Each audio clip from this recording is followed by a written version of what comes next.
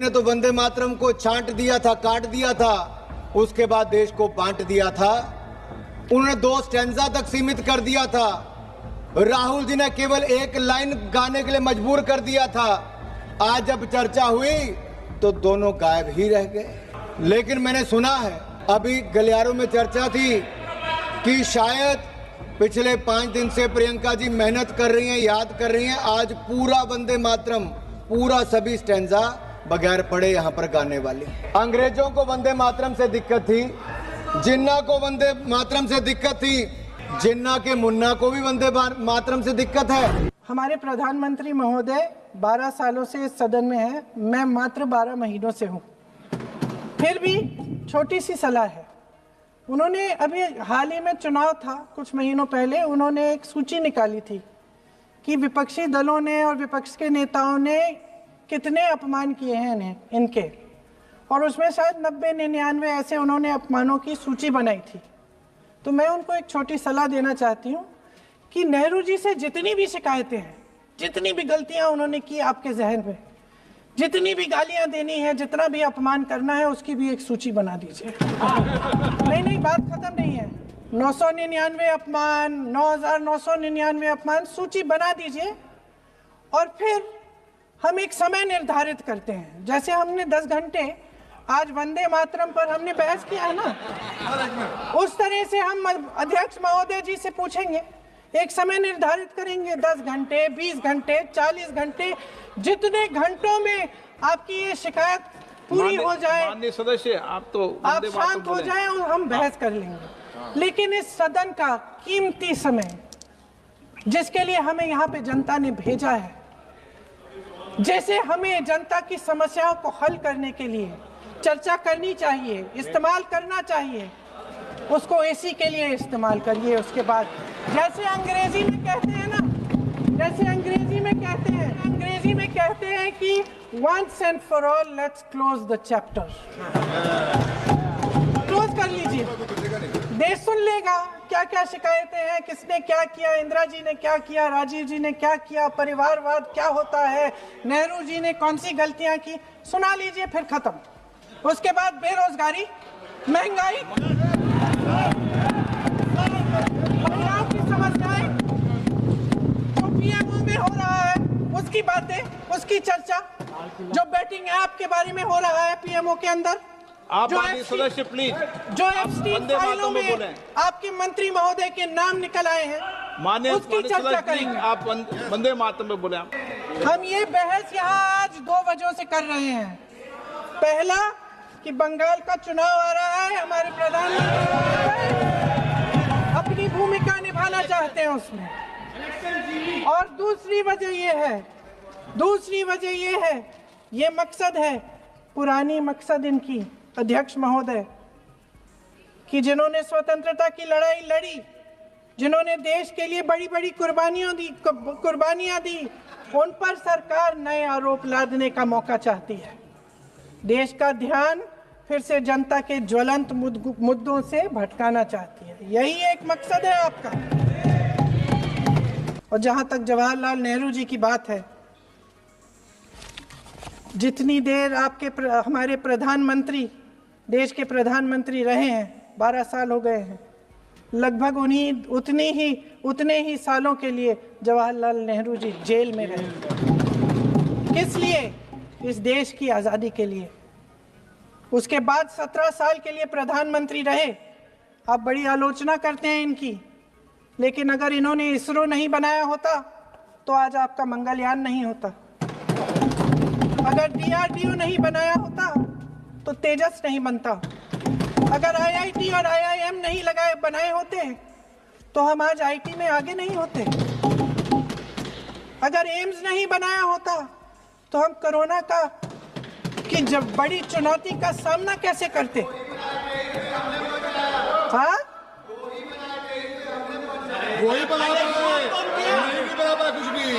इसका मतलब है इस मुद्दे का जवाब नहीं है आपके पास। अगर इन्होंने BHEL, गेल, सेल, भाखड़ा नंगल ये सब नहीं बनाया होता जो आप सब बेच रहे हैं, अद्भुत भारत कैसे बनता? वंदे मातरम देश के कण कण में जीवित है, इस पर बहस नहीं हो सकती। लेकिन चलिए, आपने बहस मांगी, आप बहस करना चाहते हैं, बहस करते हैं। आज इस चर्चा को प्रधानमंत्री जी ने शुरू किया, उन्होंने भाषण दिया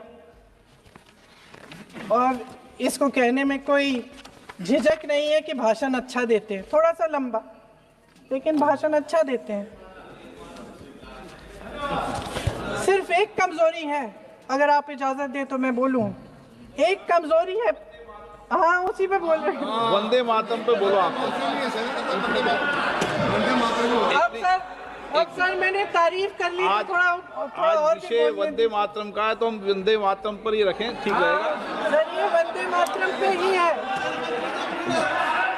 सर आपने प्रधानमंत्री जी को सुना था, सर भाषण बहुत अच्छा देते हैं, लेकिन तथ्यों के मामले में कमजोर पड़ जाते हैं।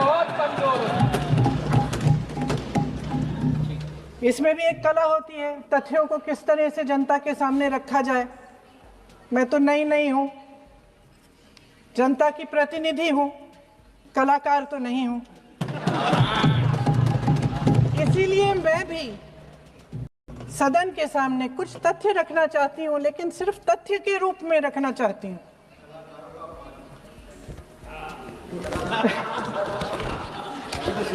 मैं उदाहरण दूं, उदाहरण दे देती हूँ। सर मांग रहे हैं सर वंदे मातरम के बारे में, वंदे मातरम की जो सालगिरह पे आपने एक बड़ा कार्यक्रम आयोजित किया था, उसमें प्रधानमंत्री जी ने भाषण दिया।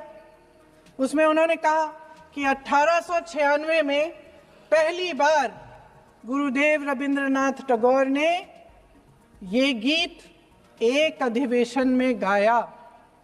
उन्होंने ये नहीं बताया कि कौन सा अधिवेशन था,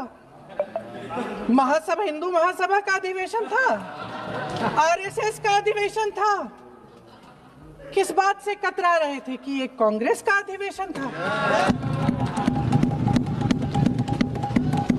और उदाहरण दूं कि मैं अपना भाषण जारी रखूं, मैं दूसरा उदाहरण देने वाली हूं, क्योंकि प्रधानमंत्री जी ने अपने भाषण में इसका उल्लेख किया और गलत किया।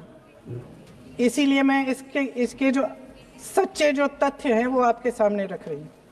1937 में नेताजी सुभाष चंद्र बोस कांग्रेस का अधिवेशन कलकत्ता में होने जा रहा था, उसका आयोजन कर रहे थे।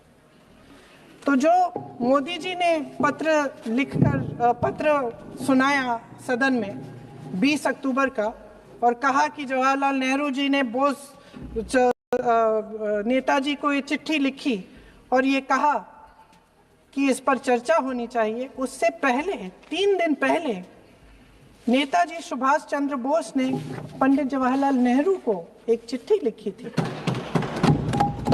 जिसका जिक्र आपके प्रधानमंत्री ने नहीं किया। और इस चिट्ठी में सुन लीजिएगा,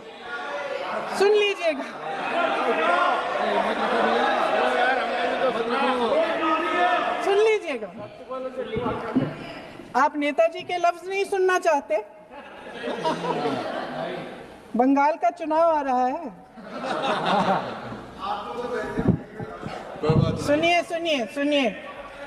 सुनिए। हाँ, कोई बात नहीं, हम तो देश के लिए हैं, हम देश के लिए हैं। आप चुनाव के लिए हैं, हम देश के लिए हैं। हम जितने भी चुनाव हारे, हम यहाँ बैठे रहेंगे और आपसे लड़ते रहेंगे और आपकी विचारधारा से लड़ते रहेंगे। अपने इस देश के लिए, अपनी इस मिट्टी के लिए लड़ते रहेंगे। आप हमें रोक नहीं सकते।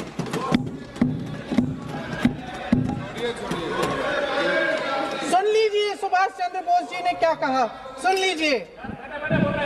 My dear Jawahar, reference Vande Mataram. We shall have a talk in Calcutta and also discuss the question in the working committee if you bring it up there. I have written to Dr. Tagore to discuss this matter with you when you visit Santi Niketan. Please do not forget to have a talk with him when you visit Shanti Niketan. ये 17 अक्टूबर को लिखी जाती है। 10 अक्टूबर को नेहरू जी इसका जवाब देते हैं और आपके और माफ करिए 20 अक्टूबर को, हाँ ठीक है 20 अक्टूबर को नेहरू जी इसका जवाब देते हैं। इस जवाब की एक पंक्ति प्रधानमंत्री जी ने सुनाई, बाकी पंक्तियां क्यों नहीं सुनाई? क्योंकि उनमें नेहरू जी क्या कह रहे हैं? There is no doubt that the present outcry against Bande Mataram is to a large extent a manufactured one by the communalists. Whatever we can do, whatever we do, we cannot pander to communalists' feelings, but to meet real grievances where they exist. I have decided now to reach Calcutta on the 25th morning. This will give me time to see Dr. Tagore as well as other friends. समझ रहे हैं आप? प्रधान चुप है तो समझ ही गए।